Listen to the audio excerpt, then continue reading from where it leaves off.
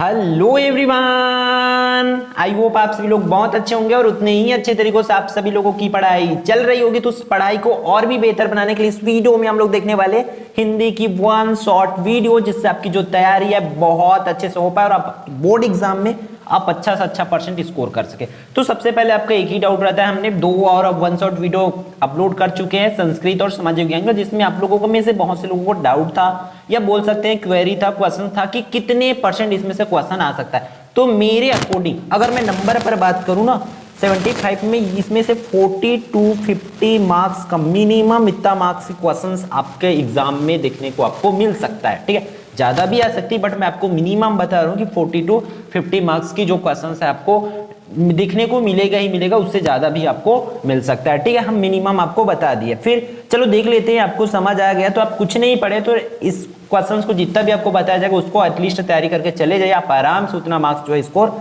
कर पाओगे। ठीक है, तो सबसे पहले इकाई से देख लेते हैं। फर्स्ट इकाई से सही बहुविकल्पीय प्रश्न में ट्रेन शब्द है। ट्रेन कौन सी शब्द है? तो वो क्या है आपका देशज शब्द। दूसरा मुरैठा शब्द का क्या अर्थ है? तो मुरैठा का अर्थ क्या हो जाएगी? पगड़ी। ठीक है, फिर शीश पर मुरैठा बांधे सज धज कर कौन खड़ा है? तो इसकी उत्तर क्या हो जाएगा? चना। ठीक है, फिर आगे बढ़ते, चने के पेड़ की ऊंचाई कितनी है? तो इसकी आंसर आ जाएगी 1 बित्ते के बराबर। ठीक है, आगे बढ़ते इस पर नेक्स्ट क्वेश्चन की ओर। क्वेश्चन नंबर 5 पर देखो, बहुत ध्यान से आप लोग पहले से बना बना के देखते चलिए दिमाग में, और आपको रिवीजन करना है। रिवीजन के पॉइंट ऑफ व्यू से देखोगे तो ये आपके लिए बहुत ही यूजफुल होने वाली है। ठीक, पांचवा में देखो, चने के सिर पर किस रंग की पगड़ी सजी हुई? तो गुलाबी रंग की पगड़ी सजी हुई है। फिर पांचवा देखो, हर एक क्वेश्चन जो किसी ना किसी ईयर में आया हुआ है, इसलिए इसको बहुत ध्यान से आप लोग करेंगे। छठवा, तुहिन शब्द का अर्थ है, तो तुहिन का अर्थ क्या हो जाएगी? ओस। ठीक है, फिर बालारूट शब्द का सही अर्थ क्या हो जाएगा? इसका उगता हुआ सूरज। ठीक है, आगे बढ़ते हैं नेक्स्ट क्वेश्चंस की ओर। आपकी स्क्रीन पर आ गई है प्रश्न क्रमांक 8वां। क्रदन शब्द का सही अर्थ क्या होगा? तो क्रदन का सही अर्थ क्या हो जाएगा? दुख भरा रुदन। ठीक है, बादल को घिरते देखा है के कवि कौन है? तो इसकी करेक्ट उत्तर जो हो जाएगी नागार्जुन। ठीक है, 10वां, बादल शब्द का पर्यायवाची शब्द कौन सा है इसमें से? उसको लिखना है। तो अब बादल का पर्यायवाची जलद हो जाएगी। ठीक है, फिर मोती शब्द का आशय, मोती शब्द कौन सा है? तत्सम है, तद्भव है, देशज है। तो इसकी उत्तर 11 का ब जो है करेक्ट हो जाएगी, तद्भव है। ठीक है, फिर आगे बढ़ते आपके नेक्स्ट क्वेश्चंस की ओर। 12वां लास्ट, इस यूनिट से कस्तूरी मृग के अंग में समाहित होता है। क्या समाहित होता है? नाभि। ठीक है, फिर देख लेते हैं नेक्स्ट इकाई से समसामयिक मुद्दे, ये वाले से आपका फर्स्ट जो क्वेश्चन है, क्वेश्चन नंबर 13, सक्कारा की पिरामिड है सीढ़ीदार नुमा। ठीक है, इस पर सीढ़ीदार नुमा लिखेंगे। 14, हरिशंकर परशाय अपनी मृत्यु किस बीमारी से चाहते हैं? टैक्स की बीमारी से चाहते हैं भाई वो। ठीक है, डॉक्टरों के पास बीमारी का इलाज नहीं होता है। कौन सी बीमारी का इलाज नहीं होता है? टैक्स की बीमारी का। ठीक है, आगे बढ़ते हैं हम लोग का प्रश्न क्रमांक 16 की ओर। 16 में क्या बोला जा रहा है कि ठिठुरता हुआ गणतंत्र किसकी कृति है? तो रामधारी श्री दिनकर इस पर ठिठुरता हुआ गणतंत्र, तो इसकी उत्तर क्या हो जाएगी? हरिशंकर परशाई। ठीक है, 17वां, गवाक्ष शब्द का अर्थ क्या है? तो गवाक्ष शब्द का अर्थ क्या हो जाएगी? खिड़की। ठीक है, फिर आगे देखते हैं, सिंहासन खाली करना मुहावरे का अर्थ क्या है? 18वां का द जो है संबंध तोड़ना, इस तरीके से इसकी, या सत्ता छोड़ना। ठीक है, इसकी आंसर जो है 18वां का द लिया हुआ है। फिर 19, जनतंत्र का जन्म किस शब्द गुण की कविता है? जनतंत्र का जन्म जो है आपका प्रसाद गुण का। ठीक है, प्रसाद गुण की कविता। आप लोगों के लिए वीडियो जो है ऑलरेडी प्रोवाइड करा दिया गया सभी के परिभाषा वाला, तो आप लोग जाकर के देख सकते हैं। ठीक है, 20वां, जनतंत्र का जन्म किस रस की कविता है? ठीक है, इसमें कौन सी रस है? तो इस पर कौन सा हो जाएगा? जनतंत्र का जो जन्म है हास्य रस बोल सकते हैं। ठीक है, फिर आगे बढ़ते हैं आपका नेक्स्ट प्रश्न क्रमांक 21। देखो इस पर क्या बोला जा रहा है कि कन्यादान पाठ के जो कवि का नाम क्या है? ठीक है, तो इस पर क्या हो जाएगा? ऋतुराज। फिर 22वां, माँ अपनी पुत्री को कहाँ झांकने की शिक्षा देती है? तो माँ जो है, ठीक है, माँ अपनी जो पुत्री को पानी में झांकने की शिक्षा देती है कि आप पानी में झांकिए करके। फिर माटी वाली किस शहर में रहती है? तो माटी वाली जो है कौन से टिहरी शहर में रहती है? 24 का उत्तर क्या हो जाएगा? आपको क्या बोला जा रहा है कि माटी वाली कहानी की प्रमुख समस्या क्या है? तो विस्थापन की समस्या वहां की प्रमुख समस्या है। ठीक है, फिर आगे बढ़ते हैं नेक्स्ट प्रश्न क्रमांक 25 आपकी स्क्रीन पर है। माटी वाली बुढ़िया थी तो कौन सी थी उसको बताना है, तो 25 की अनुसूचित जाति। फिर मिट्टी से कलाकृतियां बनाना है, मिट्टी से कलाकृतियां बनाना उसको क्या बोला जाता है, मृद शिल्प। ठीक है, घीसा पाठ किस विधा से संदर्भित है, तो घीसा जो पाठ है वो आपका बोल सकते हैं संस्मरण से संबंधित है। ठीक है, फिर आगे बढ़ते हैं। घीसा की झोपड़ी किस नदी के किनारे थी, तो घीसा की झोपड़ी है गंगा नदी के किनारे थी। क्लियर है। फिर आगे बढ़ते हैं नेक्स्ट 21 इंपॉर्टेंट क्वेश्चंस देख लेते हैं। 29वां, शहीद वीरनारायण सिंह जमींदार थे तो सोना खान के। फिर शहीद वीरनारायण सिंह के साथ किस अंग्रेज गवर्नर का युद्ध हुआ था, तो लॉर्ड स्मिथ का। ठीक है, फिर आगे बढ़ते हैं 30 का सर, ठीक, लॉर्ड स्मिथ। फिर 31 पर देखो, शहीद वीरनारायण सिंह ने जनता के लिए किस व्यापारी से अनाज का गोदाम लूटे थे, तो माखन। ठीक है, फिर कवि के मन की व्यथा क्या है, ठीक है, तो इसकी आंसर क्या हो जाएगी, अकेलापन। ठीक है, फिर 33 में देख लेते हैं, गृह प्रवेश कविता किस छंद में लिखी गई है। ठीक है, तो इसकी आंसर देखो 33 की करेक्ट आंसर क्या हो जाएगा, मुस्तक। ठीक है, आगे बढ़ते हैं इस पर। लास्ट क्वेश्चन इसमें से क्या दिया हुआ है, गृह प्रवेश में कौन सी समास है, तो इस पर तत्पुरुष समास है गृह प्रवेश में। ठीक है, इकाई नंबर 5 से देख लेते हैं इंपॉर्टेंट क्वेश्चन। तो देखो इस पर क्या दिया हुआ है, 35, धरती के हीरा किसे कहा गया है, तो धरती के हीरा जो है मनुष्य को कहा गया है। अमृत भाषा से संबंधित शब्द है, किस भाषा से है, तो तत्सम शब्द से। फिर 37 देख लेते हैं, मनुष्य जीवन तत्वों से मिलकर बना है, तो मनुष्य का जो जीवन है 5 तत्वों से मिलकर के बना हुआ है। ठीक है, आगे बढ़ते हैं आपका 38 पर चलते, इस पर क्या बोला जा रहा है कि सी कुमार के पिता का नाम क्या था, तो सी कुमार के पिता का नाम क्या हो जाएगा, रामचरण। ठीक है, फिर किसने कहा अरे घोंचू तुम्हारी आज से छुट्टी, इसमें देखो 39 की जो आंसर हो जाएगी कौन, राम नगीना। ठीक है, फिर आती के धोती जाति के लंगोटी का क्या आशा है, तो इस पर आपका क्या हो जाएगी, फायदा उठाना। फिर लास्ट क्वेश्चन, मरिया कहानी के लेखक कौन है, तो मरिया कहानी के लेखक कौन है भाई, डॉक्टर परदेसी राम वर्मा, ये इसकी करेक्ट उत्तर हो जाएगा। ठीक है, अब आपका इकाई नंबर 6 से इंपॉर्टेंट क्वेश्चंस देख लेते हैं, लगभग हम लास्ट की ओर बढ़ते जा रहे हैं। देखो 42, साध नामक पाठ विधा से संबंधित है। साध जो पाठ है कौन सी विधा से, तो पद्य विधा से। कल्लोनी शब्द का प्रयोग किसके लिए हुआ है, तो कल्लोनी शब्द का जो प्रयोग है नदी के लिए हुआ है। क्लियर है, आगे बढ़ते, ठुंड का पेड़ प्रतीक किसका है, 44 पर देखो वो किसकी है, इसकी उत्तर हो जाएगी निर्जीवता का। ठीक है, ब पर लिख सकते हैं। क्लियर, आगे बढ़ते हैं। फिर 45 खिड़की से लेखक को सर्वप्रथम क्या दिखाई दिया, 45 की आंसर क्या हो जाएगी, बांस का पेड़। ठीक है, लेखक कहाँ ठहरा था, 46 की आंसर हो जाएगी मकान में।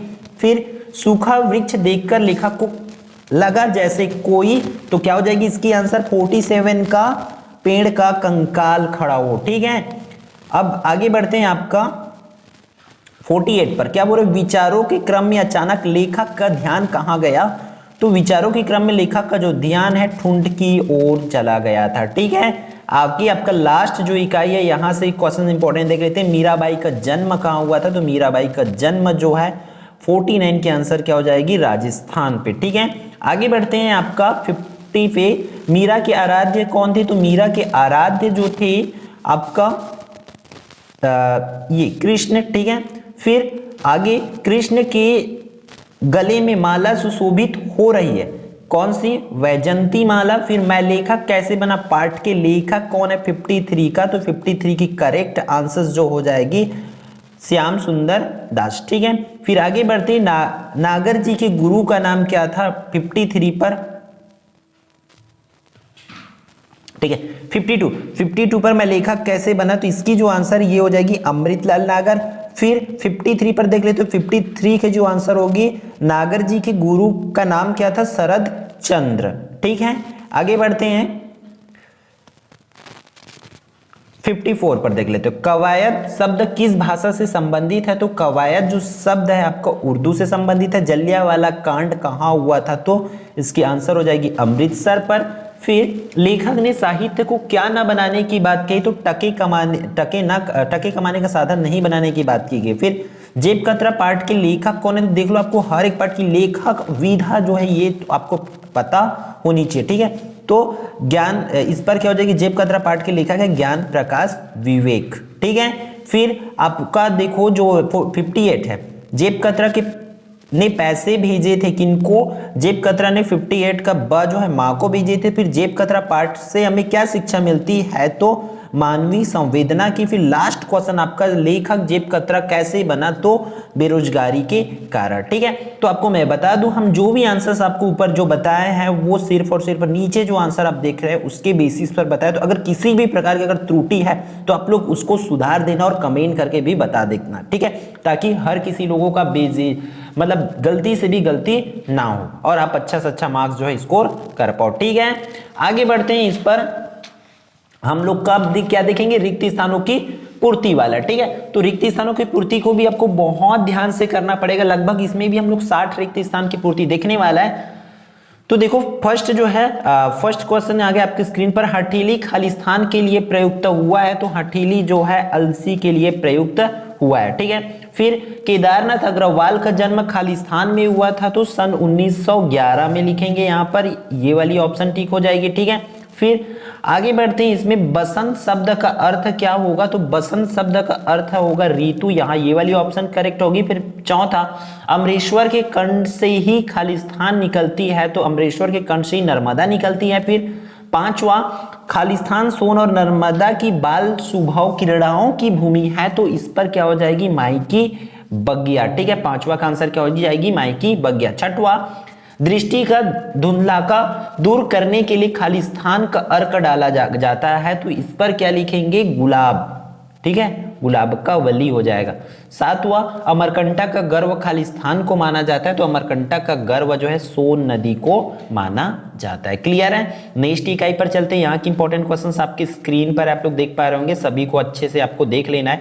ऑप्शंस दिया हुआ है इस पर, तो उसके हिसाब से ये आसान है, बट ऑप्शन नहीं दिया रहेगा तो आपके लिए प्रॉब्लम हो जाएगा, ठीक है। देखो आठवां, सक्कारा के पिरामिड खालिस्तान है, ठीक है, तो सक्कारा की जो पिरामिड है आपका सीढ़ीदार हो जाएगी, correct answer. Next, on liberty के रचनाकार खालिस्तान है, ठीक है, तो इसकी आंसर जो हो जाएगी J.S. मिल फर्स्ट वाली, ठीक है। नेक्स्ट, हरिशंकर परसाई खालिस्तान विधा के लेखक है, तो व्यंग्य विधा के लेखक है।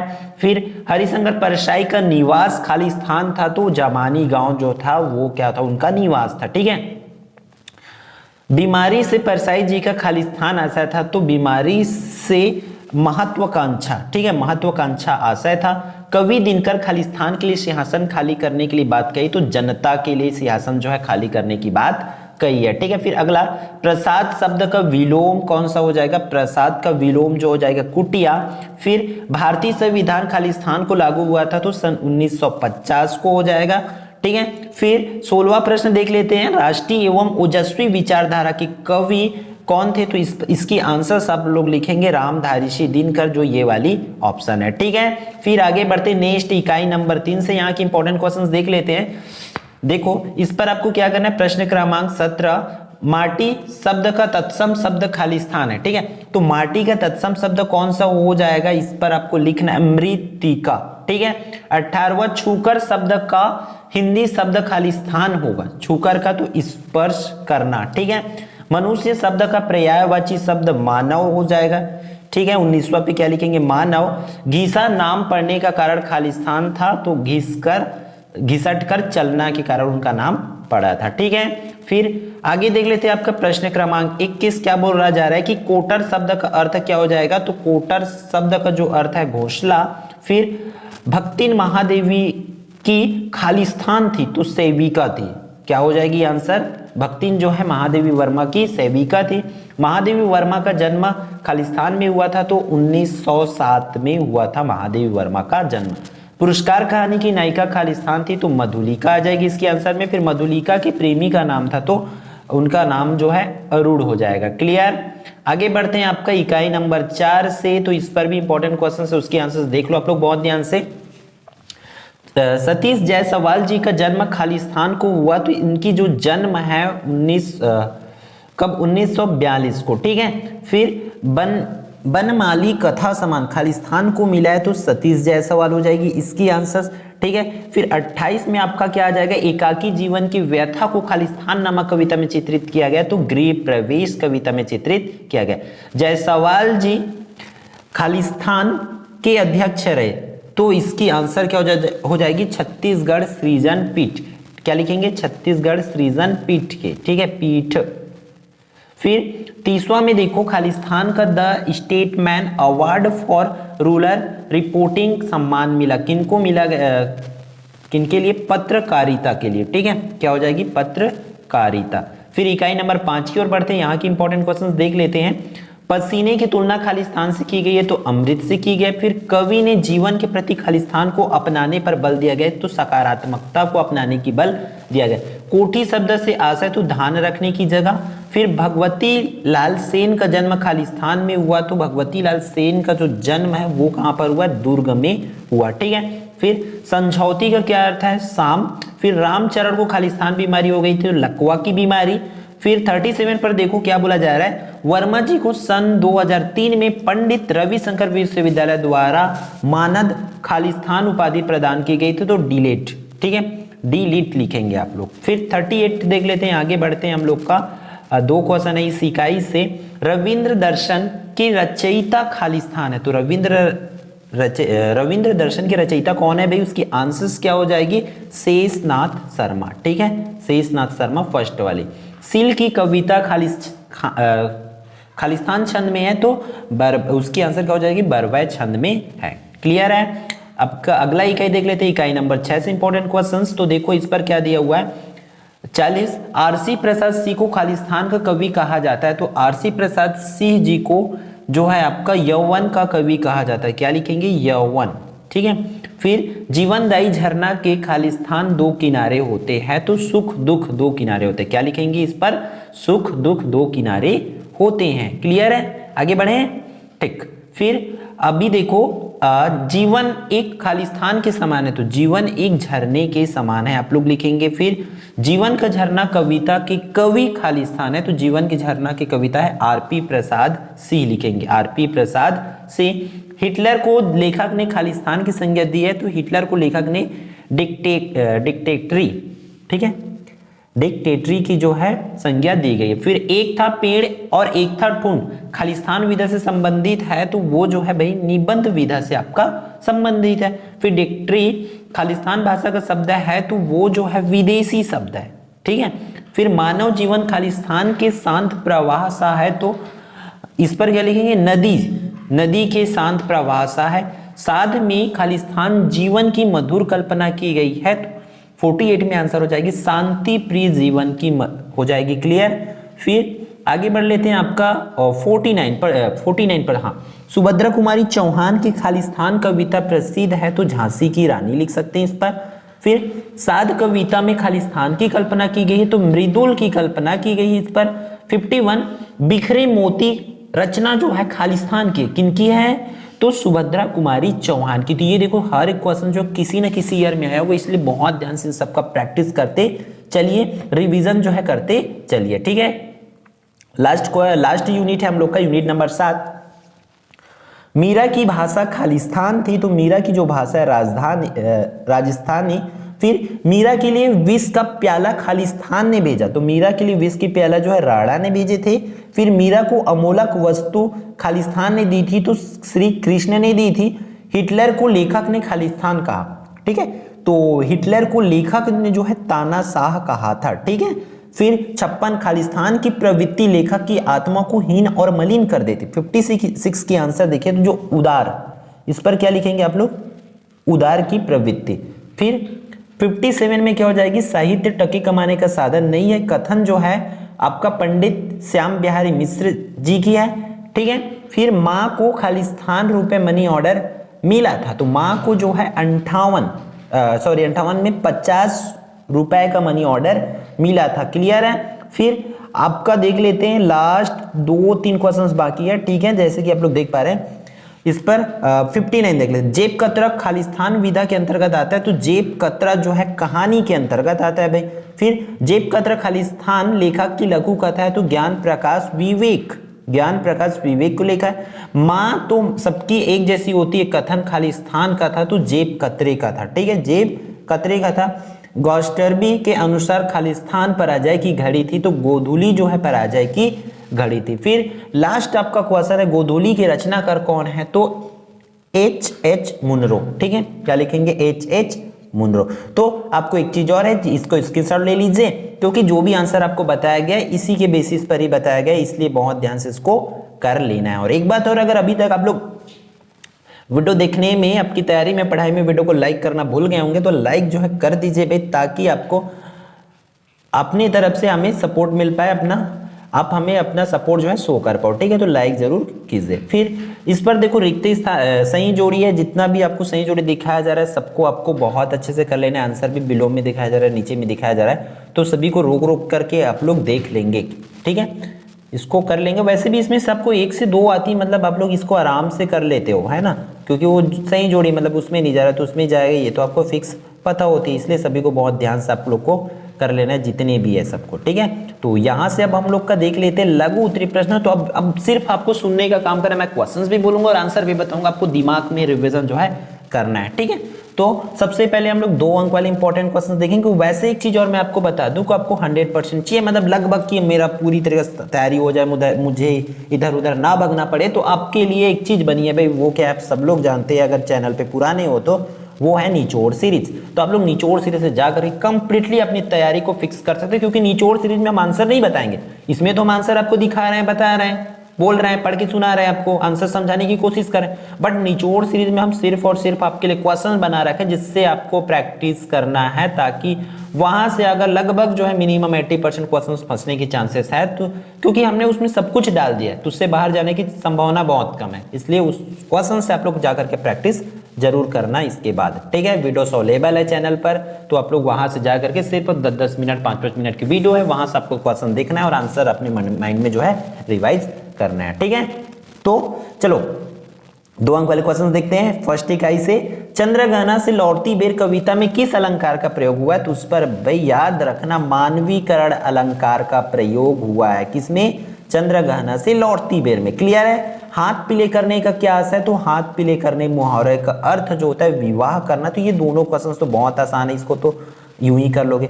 होली के मौसम में कौन सा लोकगीत गाया जाता है, तो फाग गीत, ये भी आप लोगों को पता है। फिर मानसरोवर के कमल को स्वर्णिम कमल कहने का क्या अर्थ है, तो ये इसको भाई देख लो बहुत ध्यान से। देखो मानसरोवर के कमल को स्वर्णिम कमल इसलिए कहा गया क्योंकि सूर्योदय के समय आकाश की लालिमा और सूर्य की सुनहरी किरणें कमल के फूलों पर पड़ती, जिसके कारण कमल का पुष्प सुनहरी आभा युक्त दिखाई देता है। क्लियर है? जब सूर्योदय होता है, सूर्य जब उगते है, उस टाइम जब वो सूर्य का, इस सिंपल से समझो, सूर्य जब उग रहा है तब उस टाइम जो सूर्य का प्रकाश है कमल पर पड़ता है, तब वो क्या दिखाई देता है, एक सुनहरे दिखाई देता है। इसलिए उसको मानसरोवर के कमल को स्वर्णिम कमल कहा गया, क्योंकि वो चमकता हुआ सा प्रतीत होता है। क्लियर है? ठीक, फिर आगे बढ़ते हैं नेक्स्ट क्वेश्चंस की ओर। इस पर भी देखो, ये भी इंपॉर्टेंट क्वेश्चन है आपका। कवि ने बसंत ऋतु के दृश्य का चित्रण किया है, वे उसे अपने शब्दों में लिखे। अब देखो बसंत ऋतु को बताना है अपने शब्दों में, लेकिन आपको पाठ का जो शब्द यूज हुआ है पाठ के आधार पर ही आपको बताना पड़ेगा। देखो इस तरीके से लिखेंगे, बसंत के आगमन से वातावरण मनोरम हो उठा, सूर्योदय के समय सूर्य की किरणें पर्वत शिखरों पर अपनी सुनहरी आभा बिखेर रही है, वायु मंद गति से प्रवाहित हो रही। तो जो भी पर्यावरण में हो रही है आपको इमेजिन करना है कि आप ऐसे जगह में हो, फिर ये हो रहा है, उसी चीज को आपको इसमें लिखना रहेगा। बहुत ज्यादा आपको रटना नहीं है, याद नहीं करना, समझ की चीजों को करते चलो, ठीक है। फिर नेक्स्ट इंपॉर्टेंट क्वेश्चंस, कवि ने कस्तूरी मृग का उल्लेख किस संदर्भ में किया है, आखिर पाठ में कस्तूरी मृग का यूज क्यों हुआ। तो देखो कस्तूरी मृग की नाभि से ही उन्मादी सुगंध निस्सृत होती है, उसे पाने के लिए वो इधर उधर भटके दौड़ते रहते हैं। उन्हें यह ज्ञान नहीं होता कि कस्तूरी की जो सुगंध उसके शरीर से ही आ रही है, इसलिए कवि ने उसका वर्णन किया है, ठीक है। मतलब कस्तूरी के ही शरीर में क्या होती है, उस कस्तूरी मृग की नाभि में क्या होती है, सुगंध होती है, लेकिन वो सुगंध के पाने के चक्कर में इधर उधर घूमती है, इसलिए उसका उल्लेख जो है कवि ने इस कविता में किया है। शैवालों की हरिदरी क्यों कहा गया है, शैवालों को हरिदरी क्यों कहा गया है, ये भी इंपॉर्टेंट क्वेश्चन है भाई, इसको भी करना है तो अच्छे से। सरोवर के किनारे शैवाल बिछे हुए हैं, उन्हें देखकर कवि कल्पना करते कि शैवाल मानो दरी के हरी दरी के समान बिछा हुआ है, ठीक है। फिर 8वां प्रश्न इस पर देखो, नर्मदा किसको अपनी दूती बनाकर प्रणय संदेश भेजती है? तो नर्मदा जुहिला को अपनी दूती बना करके प्रणय संदेश भेजती। तो देखो 8 इंपॉर्टेंट क्वेश्चन रहा पहले ही कैसे, तो सिर्फ इतना क्वेश्चन आपको बहुत अच्छे से कर लेना है, अगर आएगा एग्जाम में तो इसको बना ले। फिर नेक्स्ट ही कैसे चलते, इस पर भी इंपॉर्टेंट क्वेश्चन देख लेते हैं।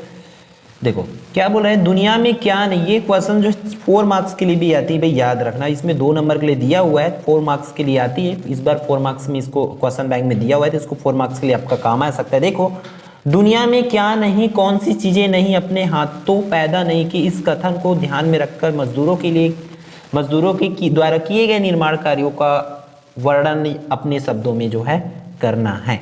ठीक है, तो देखो इस तरीके से उसकी आंसर हो जाएगी। क्या लिखेंगे, मजदूर ही जीवनबद्ध श्रम शक्ति की इकाई व निर्माण करता है। सुई से लेकर हवाई जहाज तक उसने विकास के मार्ग में निर्माण अबाध गति से जारी रखा है। धरती की उर्वरक शक्ति बढ़ाना, नदियों का पुल बांध, मतलब सिंपल से देखो, इसमें आपको इतना ज़्यादा ऐसी स्टेप से नहीं लिखोगे, फिर भी ओन वर्ड्स में लिखोगे तब आप लिख सकते हैं कि पाठ्य पुस्तक के पाठ के मजदूरों के पाठ वाले हिसाब से मजदूरों ने इस दुनिया में सुई से लेकर जहाजों तक बनाए, हर विकास कार्य में अपना योगदान दिए, वन उनके बिना कुछ भी बनना संभव नहीं। इस तरीके से आपको इसमें लिखना रहेगा। क्लियर। फिर नेक्स्ट क्वेश्चन देखते हैं 10वां। क्या बोला जा रहा है, बीमारी शब्द को लेखक ने किन किन संदर्भों में प्रयोग किया है? तो बीमारी शब्द की अभिव्यंजकता लेखक ने महत्वाकांक्षा, देखो लेखक का मतलब क्या है, बीमारी का मतलब है महत्वाकांक्षा, अपेक्षा, प्राणघातक आदि संदर्भों में की है। क्या क्या, महत्वाकांक्षा कैसे याद करेंगे, AAP आप, ठीक है, ऐसा सॉरी MAP मैप से याद रखेंगे, महत्वाकांक्षा, अपेक्षा, प्राण घातक, मैप से याद रखेंगे, मैप MAP। ठीक है, फिर आगे बढ़ते हैं 11वां पर। क्या बोला जा रहा है, हरिशंकर परसाई द्वारा टैक्स को बीमारी के रूप में देखने का क्या है? हरिशंकर परसाई जी ने टैक्स को बीमारी क्यों कहा है उसको लिखना है। तो देखो इस तरीके से लिखेंगे, टैक्स पीड़ित को इससे छुटकारा नहीं मिल सकता, इसलिए लेखक इसे टैक्स को बीमारी मानते हैं, क्योंकि उससे हम लोग को टैक्स से आसानी से छुटकारा जो है नहीं मिल सकता।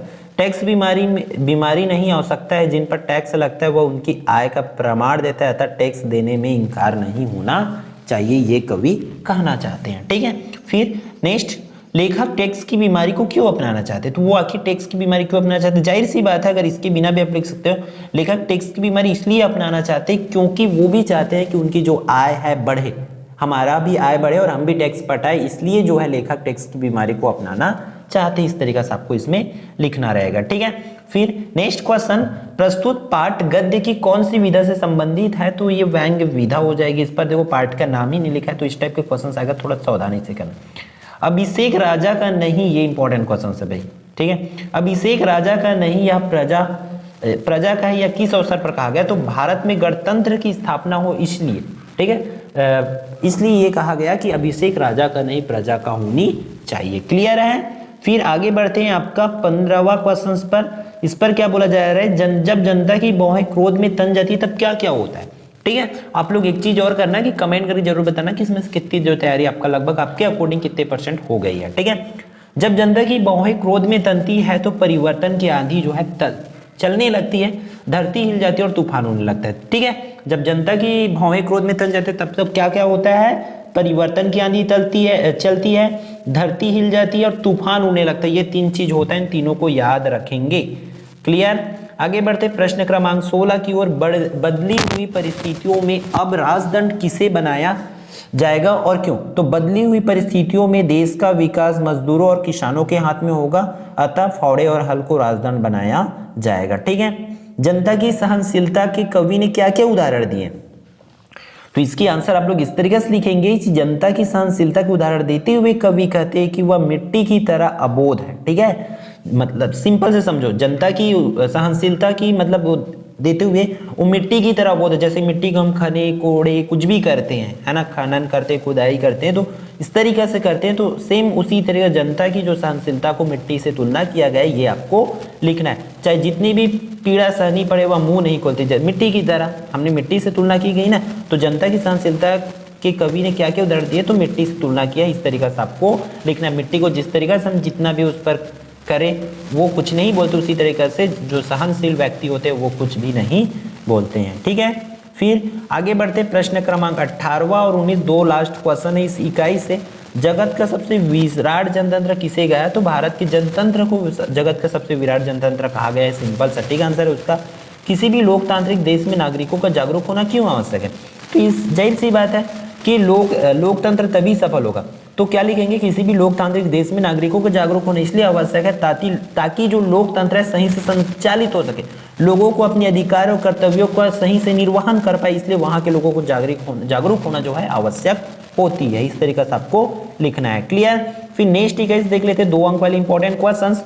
माटी वाली एक रोटी छिपा देना उसकी किस मना स्थिति की ओर संकेत करता है? ठीक है, माटी वाली एक रोटी को छिपा देती है तो आखिर वो उसकी किस कैरेक्टर की ओर दर्शाते हैं या किस चीज को उसका दिखाना चाहते हैं, किस गुण को दिखाना चाहते हैं, उस चीज को आपको लिखना है। तो इस तरीके से लिखेंगे कि माटी वाली का एक रोटी छिपा देना उसकी गरीबी, मजबूरी तथा विवशता को प्रकट करता है। गरीबी, मजदूरी और विवशता, इन तीनों को याद रखना है आपको। नेक्स्ट 21 पर चलो, इस पर क्या बोला जा रहा है? गीसा ने अंत में गुरु साहिबा को क्या भेंट दी या भेंट सामग्री उसने कैसे जुटाई? तो देखो गीसा ने इसको सटीक करना पड़ेगा। ऐसा नहीं कि आपको कुछ याद नहीं, आप कुछ भी लिखे जा रहे हैं, आप ये दिए वो दिए, आप अपने मन से इसको नहीं लिख सकते। जो सटीक चीज है उसको आपको लिखना ही पड़ेगा। जैसे कि गीसा ने अंत में गुरु साहिबा को तरबूज भेंट में दिए, तो इन चीज को आप तरबूज को नाम आप नहीं बोल सकते, बाकी चीजों को इधर उधर कर सकते, लेकिन तरबूज को आप दूसरा चीज नहीं बोल सकते, इसलिए तरबूज को याद रखेंगे। अब वो पैसे कैसे जुटाए, तो इसकी आंसर आपको कैसे लिखना है कि तरबूज खरीदने के लिए उसके पास पैसे नहीं थे, इसलिए अपने एकमात्र एक कुर्ते के बदले उसने वह तरबूज लिया। अब दो चीज याद रखना चाहिए आपको कि गुरु साहिबा को भेंट में तरबूज दिए, और क्या आपको याद होनी चाहिए कि यह भेंट उसने कैसे जुटाई, तो अपने कपड़े के बदले, अपने एकमात्र कपड़े को उन्होंने बदले में दे दिया और उसके बदले में उन्होंने क्या कर लिया, उस तरबूज को खरीदे, फिर उसे गुरु साहिबा को भेंट में दिए थे। क्लियर है? फिर इस कविता में किसके किसके मध्य संवाद हो रहा है, तो इस कविता में माँ और बेटी के मध्य संवाद हो रहा है। अगर पेपर में आएगा तो कविता का नाम दिया जाएगा, याद रखना। ठीक है? फिर 23, पानी में झांककर कभी अपने चेहरे पर मत रिझना, इस पंक्ति के माध्यम से माँ बेटी को क्या सीख देना चाहती, माँ अपनी बेटी को क्या सिखाना चाहती, तो यहां देखो लास्ट क्वेश्चन है। माँ बेटी को यह सीख देती है कि प्रायः वधुएं अपनी सुंदरता का रीझ कर प्रशंसा पाकर वह बंधन स्वीकार कर लेती है, हर कष्ट झेलते हुए अपना शोषण करा लेती है। मतलब सिर्फ और सिर्फ वो सुंदरता की वजह से अपनी शोषण करा लेती, इस वजह से जो है माँ जो है अपनी बेटी को इस प्रकार कहती है। क्लियर है? आगे बढ़ते आपका इकाई नंबर 4 से जो है 2 अंक वाली इंपॉर्टेंट क्वेश्चंस देख लेते हैं आपके बोर्ड एग्जाम के लिए। ठीक है? तो देवरी का जमींदार नारायण सिंह का रिश्ते में क्या लगता था, तो जो देवरी का जो जमींदार है नारायण सिंह का कौन था, काका था। ठीक है, याद रखना।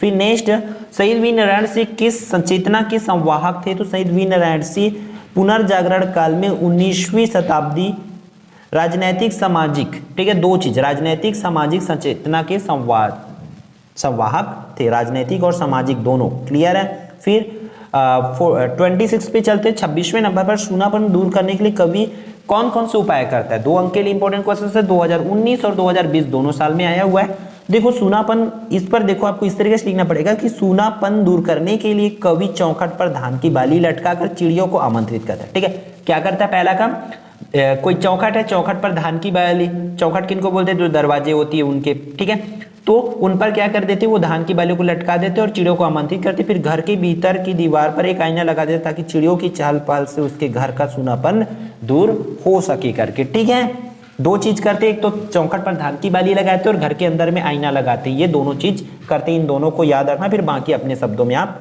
लिख सकते हैं। ठीक है, 27 पर चलते, क्या बोला जा रहा है कि कवि द्वारा घर के आंतरिक भाग अथवा अंतःपुर में आईना लटकाने का क्या है, मतलब कवि घर के अंदर में आईना क्यों लटकाते, लटकाने का क्या मतलब है, इस चीज को आपको एक्सप्लेन करना है। ठीक है, तो सिंपल सी बात हमने पढ़ रखे, ताकि वो उनका एक ही मतलब था कि वो घर में चहल पहल चाहते थे, सूनापन था उनका घर, तो वो चाहते थे कि चिड़िया उनके घर में आए, तो ताकि उनके घर में चहल पहल बने रहे, इस तरीके से इनको आपको लिखना है। ठीक है, फिर 28 पर चलो, इस पर क्या बोला जा रहा है कि एक एकाकी व्यक्ति के घर और एक परिवार वाले के घर किस प्रकार का फर्क है, मतलब एक अकेला व्यक्ति है और एक परिवार वाला का घर, दोनों के घर में किस प्रकार की फर्क होती है। तो सिंपल सा है कि एकाकी के घर में सूनापन रहेगा और जो परिवार वाले हैं उस पर चहल पहल हमेशा बनी रहती है, एकाकी जो है किसी से बात नहीं कर पाते, अपने दुख दर्द जो किसी से शेयर नहीं कर पाते, पर परिवार वाले जो है अपने दुख दर्द को एक दूसरे को शेयर कर सकते। इस तरीके से आप लोग लिख सकते हो ओन वर्ड्स में। और वही चीज इसमें भी लिखा है, देखो एकाकी व्यक्ति के घर में अकेलापन होता है, उसका उपजा अवसाद दृष्टिगोचर होता है, जबकि परिवार वाले के घर में चहल पहल, संबंधों की आत्मीयता, आनंद, कोलाहल व अपना संघर्ष, उनका संघर्ष दिखाई देता है। वही चीज है जो हम बताएं, ठीक है। फिर आगे बढ़ते हैं आपका नेक्स्ट क्वेश्चंस की ओर। आपका क्या बोला जा रहा है 29वां में, बालिया शब्द के दो वाक्य इस प्रकार बनाइए कि शब्द के अलग अलग अर्थ हो। तो बालिया शब्द का निकार जैसे बालिया धान या गेहूं की बालिया, कानों में पहनने का आभूषण, ये दो तरीके से हो जाएगा। तो खेतों में गेहूं की बालियां लहलहाते देखकर किसान का मन खुशी से झूम उठा और राधा के कान की बालियां बहुत सुंदर है। इस तरीके से दो वाक्य आपको बना देना है, ठीक है। फिर आगे बढ़ते हैं, आपका क्या बोला जा रहा है कि पंथी नृत्य के प्रमुख कलाकार का नाम तो देवदास बंजारे हो जाएगा, ठीक है। फिर नेक्स्ट, तुरतुरिया नामक स्थान क्यों प्रसिद्ध है? इन सबको आपको पता है कि रायपुर जिले, तो ये वर्तमान में बलौदाबाजार जिले में, बट रायपुर जिले आपको बुक में लिया गया, इसलिए आप लोग रायपुर ही लिखेंगे, ठीक है। रायपुर जिले के तुरतुरिया नामक स्थान में वाल्मीकि का आश्रम है। यहाँ लव कुश का लालन पालन व शिक्षा दीक्षा हुई है, इसलिए ये जगह जो है प्रसिद्ध है। क्लियर। आगे बढ़ते हैं आपका 32 पर, शक्ति की आराधना जवारा का विस्तार पूर्वक वर्णन करना है। क्या कि जवारा में होती क्या है, कब होता है, कैसे होता है, इन चीजों को लिखना है। तो सब जो गांव से डेफिनेटली बिलोंग करते हैं वो लोग तो इसके बारे में लिख ही लोगे आराम से कि शक्ति की आराधना जवारा है। नवरात्रि के पर्व में क्या करते हैं, गेहूं के उगे हुए अंकुर के माध्यम से शक्ति रूपा प्रकृति के पूरे गाँव को बल देती है। गौरा गीत और जवारा गीत सुनने वालों पर भी कभी कभी देवता जो है चढ़ जाते हैं। महिलाओं पर यदि देवी आती है तो वे अपने केस खोलकर झूमने लगते हैं। इस तरीके से आपको लिखना है। जो गांव से डेफिनेटली बिलोंग करते हैं वो तो इसको लिख ही लेंगे, और उन लोग देखे हैं इन चीज़ों को, है ना। फिर चंदैनी लोकनाट्य में किसकी गाथा प्रस्तुत की जाती है? तो चंदैनी लोकनाट्य में लोरिक और चंदा की प्रणय गाथा प्रस्तुत की जाती है। क्लियर है। फिर आपका देख लेना इकाई नंबर 8, हिंदी साहित्य का इतिहास, ठीक है। इस लास्ट इकाई है आपका 2 अंक वाले क्वेश्चन रही, इसलिए बहुत ध्यान से देखेंगे। नई कविता क्या है, तो इसमें से देखो हिंदी साहित्य के लिए बहुत लोग कमेंट करें, तो जितना भी क्वेश्चन आपको दिखाया जा रहा है उन क्वेश्चन को याद करना पड़ेगा, तैयारी तो आपको करना पड़ेगा। देखो नई कविता क्या है, सन 1953 में इस विधा को स्थापित किया गया। इसकी विशेषताएं इस प्रकार है, ठीक है। अनुभव प्रधान कविता होती है, मानव की प्रतिष्ठा को बनाए रखता है, बौद्धिकता का महत्वपूर्ण स्थान है, बोलचाल की भाषा में सारगर्भित लेखन है। तो इन चारों पॉइंट्स को आप लोगों को अच्छे से याद रखना है। क्लियर। नेक्स्ट क्वेश्चन है 2019 सेट बी में क्या आया हुआ है आपका, भारतेंदु युग के प्रमुख रचनाकार व उनकी रचनाओं के नाम लिखना है। तो इस तरीके से हर एक युग का आपको इसमें डिटेल पढ़ना पड़ेगा। 2 अंक वाली भी आती है, 3 मार्क्स वाली भी आती है, इसलिए टोटल आपको अच्छे से करना पड़ेगा। भारतेंदु युग के प्रमुख रचनाकार व उनकी रचनाएं निम्नलिखित है। तो इस तरह देखो, इस पर भारतेंदु हरिश्चंद्र का कौन है, प्रेम सरोवर। फिर प्रताप नारायण मिश्र का मन की लहर, गोस्वामी का भक्तनाल माल, ठीक है, बद्री नारायण चौधरी का अरुणा दे। तो इसको आप लोगों को अच्छे से कर लेना है, लिख लिख करके प्रैक्टिस कर लेना है। क्लियर।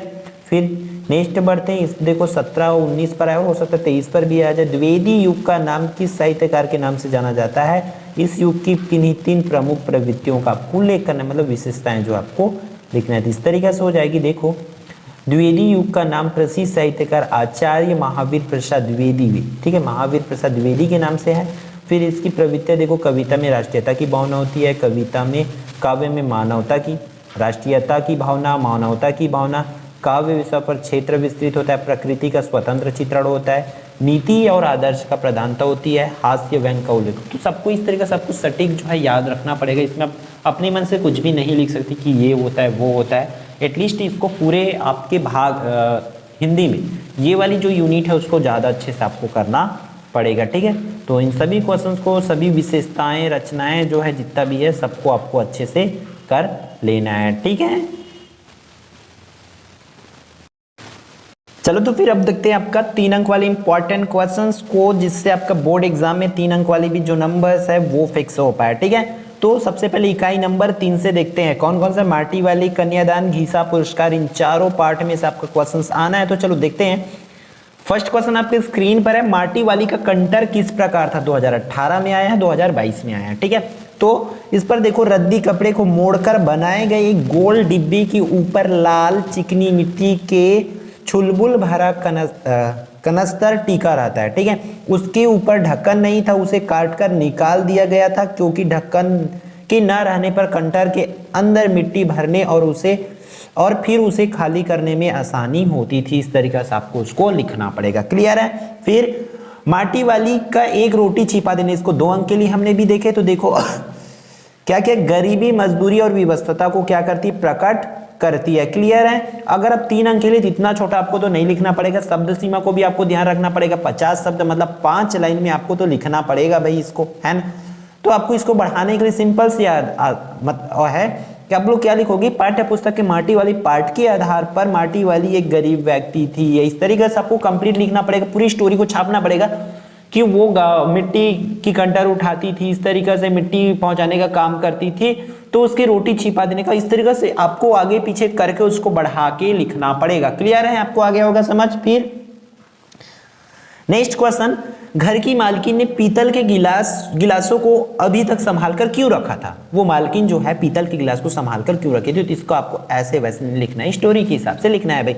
तो देखो, घर की मालकिन ने पीतल के गिलास को पूर्वजों को विरासत मानकर, सिंपल सी बात है, वो हम लोग जैसे किसी चीज को संभाल कर रखते हैं, अगर हमें कोई दिए रहते हैं तो सिमिलरली वो अपने पूर्वजों की विरासत समझकर उसको हमेशा से संभाल कर रखी थी, तो उसको इस हिसाब से फिर आप अपने वर्ड्स को यूज करके लिख सकते हैं। फिर नेक्स्ट क्वेश्चन देख लेते हैं, आपका 2019 सेट सी में आया हुआ है। क्या बोला जा रहा है कि लेखिका ने ईश्वर की तुलना बूढ़े आदमी से क्यों की है। ठीक है, ईश्वर की तुलना बूढ़े आदमी से क्यों की है। देखो, लेखिका ने ईश्वर की तुलना बूढ़े आदमी से इसलिए की है क्योंकि ईश्वर ने उस मलिन काया के निर्धन बालक में वे सारे गुण दिए थे जो साधारण मनुष्यों में दुर्लभ होते हैं। ठीक है, जिस प्रकार वृद्ध अपने जीवन की पूंजी छिपाने का प्रयत्न करते हैं करता है अपनी निर्धन व निर्जर अवस्था में, ठीक उसी प्रकार ईश्वर भी अपनी मनुष्योचित मूल्यों की पूंजी उस बालक में मानो समाहित कर दी थी। ठीक है, इसलिए तुलना करते हैं। फिर नेक्स्ट क्वेश्चन देख लेते हैं, क्या बोला जा रहा है कि महादेवी वर्मा को अन्य विद्यार्थियों की अपेक्षा घिसा ही क्यों याद रहा। ठीक है, तो इस पर हमें पता है कि हमें घिसा वाला पार्ट पर, ठीक है, कि महादेवी वर्मा जी को अन्य विद्यार्थियों की अपेक्षा घिसा इसलिए याद रहा क्योंकि उन्होंने मलिन सामे से नन्हे विद्यार्थी की आंखों में ना जाने कौन कौन सी जिज्ञासा भरी थी जो सिर्फ उन्हीं को ही दिखता था। ऐसा लगता था कि मानो उसकी सारी विद्या बुद्धि को सीख लेना ही क्या है उनका एकमात्र लक्ष्य था, इसलिए इस तरीके से आपको लिखना है। क्लियर है। फिर अगला क्वेश्चन देख लेते हैं। कविता में एक माँ अपनी बेटी को जिस तरह की सीख दी गई है वह वर्तमान में कितनी प्रासंगिक और औचित्यपूर्ण समूह में विमर्श करके आपको लिखना है। तो एग्जाम में तो ये क्वेश्चन नहीं आएगा भाई कि समूह में आपको विचार विमर्श करने दिया जाए। ठीक है, बट ये चीजें जो है आपको नहीं लिखा जाएगा। ठीक है, विचार विमर्श करने वाला क्वेश्चन जो है आ सकती। तो देखो, इस पर कैसे लिखोगे, आपको अभी जो माँ को सीख देना, कि अभी वो सीख देना उचित है कि नहीं, उन चीज़ों को आपको लिखना है। तो आपको ओन वर्ड जो है यूज कर सकते हैं। तो यहाँ पर इसके हिसाब से आपको आंसर देना रहेगा। ठीक है, फिर नेक्स्ट क्वेश्चंस की ओर देखते हैं। क्या बोला जा रहा है 8वां में, कौशल में आयोजित होने वाले उत्सव के परंपरागत नियम क्या थे। जो कौशल में उत्सव होते थे उस उत्सव का नियम क्या क्या थे। तो नियम को भी आप अपने हिसाब से नहीं लिख सकते थे, आपको कहानी को पढ़ना पड़ेगा। कौशल में आयोजित होने वाले कृषि उत्सव के परंपरागत नियम थे कि किसी भी अच्छी भूमि को चुनकर नियमानुसार पुरस्कार स्वरूप उसका मूल्य उसे दे दिया जाता था। मतलब कोई सा भी जमीन को चुन लिया जाता था, उस जमीन का फिर जितना मूल्य है उसको दे दिए जाते थे। उस व्यक्ति को उसकी भूमि का 2 गुना मूल्य दिया जाता था, उसे राजा का खेत कहा जाता था। ठीक है, फिर उस खेत को राजा का खेत कहते थे। इन चीजों को याद रखना है। क्लियर। आगे बढ़ते हैं नेक्स्ट क्वेश्चंस की ओर। क्या बोला जा रहा है, मधुलिका ने अपनी भूमि के बदले मिलने वाली राजकीय अनुग्रह को अस्वीकार कर किस प्रकार के जीवन निर्वाह करने को चुना। ठीक है, देखो हम पढ़े ऊपर की जमीन को ले लिया जाता था, फिर उसको अलग मूल्य दिया जाता था, 2 गुना मूल्य, इस तरीके से। तो जब मधुलिका की बारी आई तो मधुलिका ने उस जमीन के बदले जो राशि थी उनको लेने से मना क्यों किया गया। फिर अपना जीवन निर्वाह करने के लिए कैसा रास्ता चुना, कैसे जीऊंगी, बोला, वो उन चीजों को लिखना है। तो क्या लिखेंगे इस तरीके से कि मधुलिका ने अपनी भूमि के बदले मिलने वाली राजकीय अनुग्रह को अस्वीकार करते हुए दूसरों के खेतों में काम कर मजदूरी से अपना भरण पोषण करना स्वीकार किया, क्योंकि उसकी पूर्वजों की भूमि को बेचना उसके लिए अपराध जैसा था। ठीक है, मतलब वो जमीन को भले देना चाहती थी, लेकिन उसके बदले पैसा नहीं लेना चाहती थी, क्योंकि वो अपने पूर्वजों की जमीन को नहीं बेचना चाहती। तो उसके बदले वे चाहते थे कि मैं रोजी मंजूरी कर करके दूसरों को खेतों में काम करके अपना जीवन यापन कर लूंगी, ऐसा उन्होंने स्वीकार किया, इस तरीके से आपको लिखना है। क्लियर। फिर नेक्स्ट क्वेश्चन की ओर बढ़ो। इस पर क्या बोला जा रहा है कि मधुलिका ने पुरस्कार के रूप में राजा से प्राण दंड क्यों मांग गए एवं स्वयं बंदी अरुण के पास जाकर क्यों खड़ी हो गई। ठीक है, तो इसके आंसर आप लोग इस तरीके से लिखेंगे, मधुलिका के अंतर मन का संघर्ष दो रूपों में दिखाई देता है, एक तो देश प्रेम और दूसरा व्यक्तित्व प्रेम। ठीक है, या व्यक्तिक प्रेम आप लिख सकते हैं। कर्तव्य बोध और देश प्रेम के लिए वह अपने व्यक्तिक प्रेम की बलि दे देती है, इस तरीके से उसकी आंसर आप लोग लिखेंगे। फिर अगला, और देश प्रेम के लिए पुरस्कार के रूप में राजा से प्रार्थना मांगते, किंतु देश प्रेम की कसौटी में स्वयं को कसने के बाद वह व्यक्तिक प्रेम के भी सम्मान करती है और मृत्युदंड मांगकर अपने प्रेम का सम्मान करती है। क्लियर है। फिर आगे बढ़ते हैं। नेक्स्ट पुरस्कार कहानी वाला आ गया। पुरस्कार कहानी प्रेम और संघर्ष का अनूठा उदाहरण है, इस कथन के पक्ष में अपने विचार लिखना। सही में उसमें ऐसा क्या हुआ था पुरस्कार कहानी में जिसके वजह से आपको लगता है कि वो प्रेम और संघर्ष का अनूठा उदाहरण था, आपको लिखना है। देखो, नायिका मधुलिका जिस युवक से प्रेम करती थी, उसे जब पता चलता है कि वह उसके राज्य पर आक्रमण करना चाहता है तो उसका विवेक जाग उठता है। व्यक्तिक प्रेम की बलि देते हुए वह अपने कर्तव्य व देश प्रेम को सर्वोपरि रखती है और उसे युवक को गिरफ्तार करवा देती है। मतलब ठीक है, मतलब देश प्रेम के कारण उस युवक को क्या करती है, वो गिरफ्तार करवा देती है। फिर वो अपने प्रेम की वजह से वो खुद भी प्राणदंड मांगती है। तो ये इस तरीके से दोनों का क्या है, अनूठा उदाहरण है, आपको लिखना है। फिर 12वां में देखो लास्ट क्वेश्चन, मधुलिका के 3 मानवीय दुर्बलताओं का उल्लेख करना है कि ठीक है। तो पहला जो है, मधुलिका आत्मसमर्पित राजकुमार का तिरस्कार किया, स्वयं बाद में आहत भी हुई। फिर कृषक बालिका ने विपन्नता का जीवन जिया, दरिद्रता से जूझना पड़ा। मधुलिका व्यतीत हुई और अधीर भी। फिर अरुण के प्रति ललक जागी, उसके पुनर्मिलन पर मधुलिका ने हृदय स्वागत भी किया। ठीक है, हृदय का स्वागत भी किया, इसको आपको ऐसे लिखना है। फिर नेक्स्ट आपकी इकाई से देख लेते हैं 3 अंक वाले इंपॉर्टेंट क्वेश्चन। तुतुड़िया नामक स्थान क्यों प्रसिद्ध है, ये आपको पता है। फिर जवारा वाला भी ये आपको पता है। फिर आंसू कवित्व से आप क्या समझते हैं, उनको अपने विचार में लिखना है। तो इसको आंसर देख लेते हैं। देखो, आंसू कवित्व का तात्पर्य है कि कवि जो तुरंत विषय प्राप्त होने पर कविता कर लेते हैं, उसे क्या कहते हैं, आंसू कवित्व। मतलब कई लोग ऐसे होते हैं किसी चीज को देख करके तुरंत कहानी बना देते हैं, तुरंत गाना बना देते हैं, उसे ही आंसू कवित्व कहते हैं। ठीक है, फिर आगे बढ़ते हैं। भाव प्रवण नृत्य कौन सा है, स्पष्ट करना है आपको। तो पंथी नृत्य जो है भाव प्रणय नृत्य। पंथी नृत्य के बारे में आपको लिखना है, कैसे होता है भाव प्रणय। यह पंथी संप्रदाय के भक्तों द्वारा गाया जाता है। मादर की थाप और झांझ की झंझनाहट की ध्वनि के मध्य नृत्य होता है। जितनी त्वरित ध्वनियां उतनी तेज नृत्य होता है। गुरु घासीदास के सत्य की महिमा की गीतात्मक विचारों के साथ गाकर नृत्य किया जाता है। अतः यह नृत्य पूरे वातावरण को झंझोर देता है, इस तरीके से आप लोग उसमें लिखेंगे। ठीक है, फिर आपका अगला देख लेते हैं। क्या बोला जा रहा है कि छत्तीसगढ़ की किन्हीं 6 लोक विधाओं के नाम आपको लिखना है। छत्तीसगढ़ की 6 लोक विधा के नाम। ठीक है, तो इस पर आप लोग इस तरीके से लिख सकते हैं। इसके आंसर तो बहुत सबको याद है। लोकगीत में कौन कौन सा आ जाएगा, ददरिया, भोजली, जवारा, सुआ, गौरा इत्यादि। फिर लोक गाथा में भरथरी, आल्हा गीत, लोरी, चंदा। फिर लोक नाट्य में पंडवानी, दसमत की पूजा, ढोला मारू, नाचा, चंदैनी और रहस आदि। ठीक है, इस तरीके से आपको लिख लेना है। फिर नेक्स्ट क्वेश्चन की ओर बढ़ते हैं। क्वेश्चन नंबर 18, सुआ गीत की नृत्य के समय टोकरी में भरे धान के ऊपर सुआ रखने का क्या अर्थ है। मतलब सुआ किस चीज का प्रतीक है, ये आपको पूछा जा सकता है। तो सुआ गीत नृत्य के समय टोकरी में भरे धान के ऊपर सुआ रखने का अर्थ है आत्मा का प्रतीक। ठीक है, सुआ अर्थात तोते की प्रतिमा रखकर स्त्रियां अपने चारों वृत्ताकार स्थिति में नाचती गाती है। जिस तरह कबीर के हंसा का आत्मा का प्रतीक माना गया, ठीक उसी प्रकार छत्तीसगढ़ी लोकगीतों में सुआ को आत्मा का प्रतीक माना गया है। ठीक है, फिर आगे आपका 7वां इकाई से चलते, फिर 2 इकाई बाकी, क्योंकि 7वां और 8वां यहाँ दोनों से आती है। इस पर क्या बोला गया है कि मीरा को अमूलक वस्तु मिली है, उसके बारे में वे क्या क्या बता रही है, अपने शब्दों में आपको लिखना है। ठीक है, 2017 में आया हुआ है क्वेश्चन और 2020 में आया हुआ है। तो आपको देखो कैसे लिखा है ना, मीरा ने जो राम रतन रूपी धन पाया वह उन्हें उनके सदगुरु की कृपा से प्राप्त हुआ। संसार में अपना सब कुछ खोकर उन्होंने जन्म जन्म की पूंजी प्राप्त कर ली है। यह ऐसा संपदा है जिसे ना कोई खर्च कर सकता है और ना कोई उसे चुरा सकता है। इसे जितना खर्च करो उतना वो क्या हो जाता है, बढ़ता है। इस तरीके से आपको इसमें लिखना पड़ेगा। क्लियर।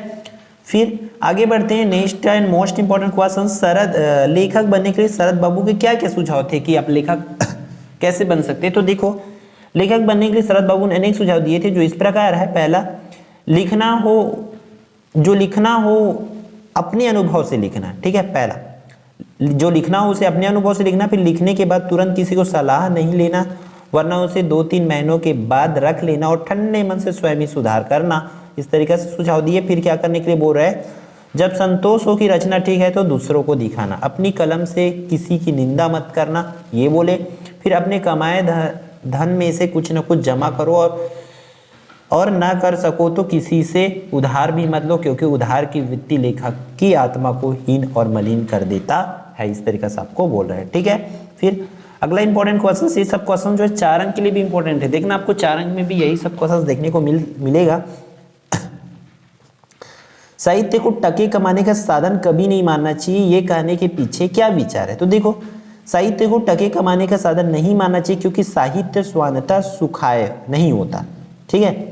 फिर उसके आदर्श समाज के हित व कल्याण में निहित होते, वह लोक हितकारी होता है। अतः साहित्य के क्षेत्र में यह सिद्धांत उसकी उत्कृष्टता में मील का पत्थर साबित होता है, ठीक है।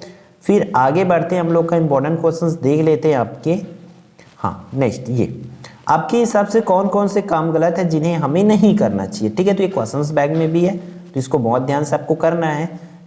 तो इसको तो आप आराम से अपने मन से भी लिख सकते हैं। तो चलो देखते हैं इसके आखिर किस टाइप से। देखो, मानव मूल्यों से युक्त जीवन जीने की प्रेरणा लेकर हमें अपने व्यक्तित्व के विकास पर बल देना चाहिए। नैतिक व चारित्रिक पतन किसी भी स्वस्थ समाज का आधार नहीं हो सकता। झूठ, ईमानदारी, अराजकता, व्यभिचार, लालसा, ईर्ष्या इत्यादि अनेक ऐसे कारण है जिसे हमारे चरित्र का ह्रास होता है। तो हमें ऐसे काम जो है नहीं करना चाहिए, ठीक है। तो इसको आप अपने मन से बना के लिख सकते हैं कि हमें झूठी, बेईमानी, ये सब कुछ जो है नहीं करना चाहिए।